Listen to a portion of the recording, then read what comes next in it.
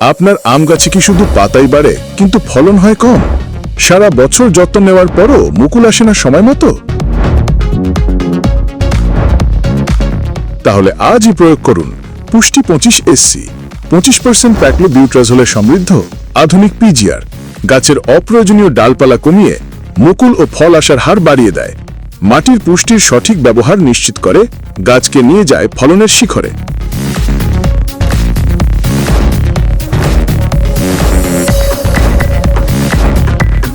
এবার গাছে ধরবে আরো বেশি আম, আর আপনি পাবেন আরো বেশি লাভ। সঠিক মাত্রায় প্রয়োগ করুন।